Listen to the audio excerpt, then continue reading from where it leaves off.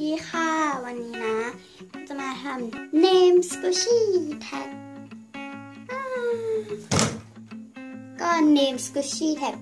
เข้าได้ค่ะให้เลือก Squishy นะคะที่มีคำว่ากานะคะกาแล้วเป็นตัว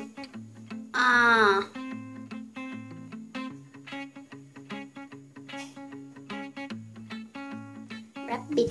ไดโซ Rabbit ของไดโซ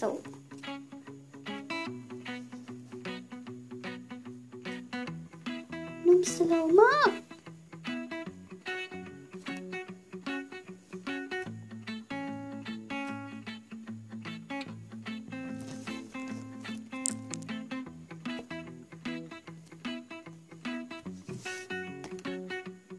ต่อไปนะคะคือสกูชี่ที่มีคำว่าฟิลนะคะฟิลเขาเรียกเป็นตัว F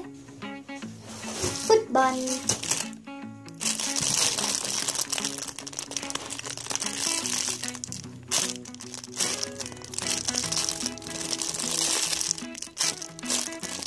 มันขัดครึ่ง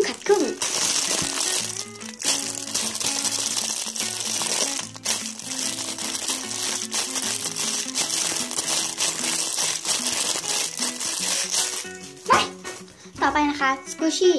ที่มีสีกับที่เราชอบนะคะเราชอบสีส้มสีส้มนะคะขาก่อย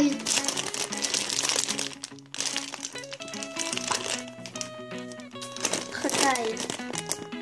ไม่เลย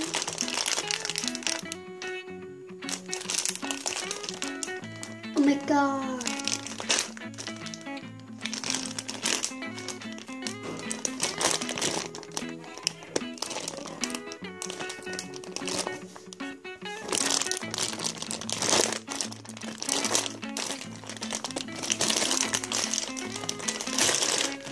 ว้าวมันเหมือนหัวนม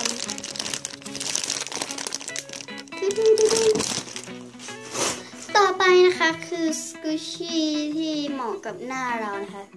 ขอได้เป็นตัวนี้เพราะว่าแบบหน้ามันหน้ามันเนี้ย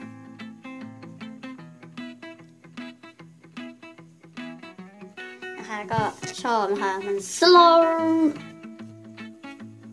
เป็นตัวที่เราชอบบีบมาก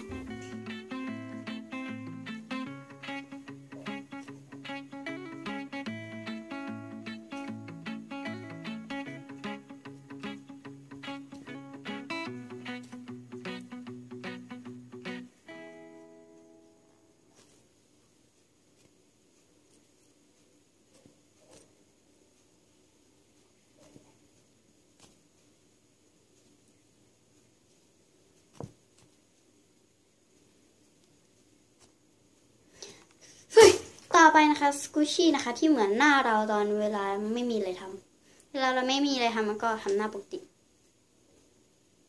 ทำหน้าแบบนี้ก็ขอเลือกเป็นคาบิก็มันก็เหมือนหน้าปกตินะแบบหน้าปกติของกระต่ายหรือว่าคาบิมันก็เป็นแบบนี้ปะตัวนี้เหมือนกันคาบิเหมือนกันแต่ตัวนี้มันจะออกแนวยิ้มหน่อยก็บางทีก็อะไรแบบนี้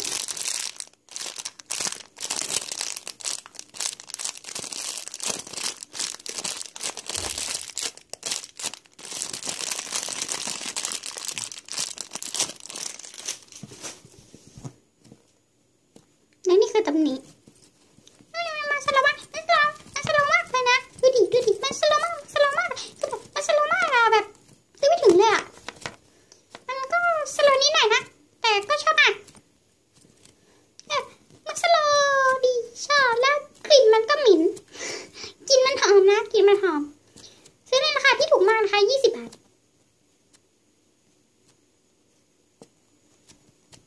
ก็แบบเราชอบมันมากเลย กันแบบนี้เลยก็หมดไปแล้วนะคะกับ Name Squishy Tag นะคะช่องมอลลาลินีตรึงใบมอนลาลินีใบมอนลาลินีตรึงตึงอย่าลืมไปทำกันด้วยนะคะบ๊ายบายอย่าลืมติดตามด้วยนะ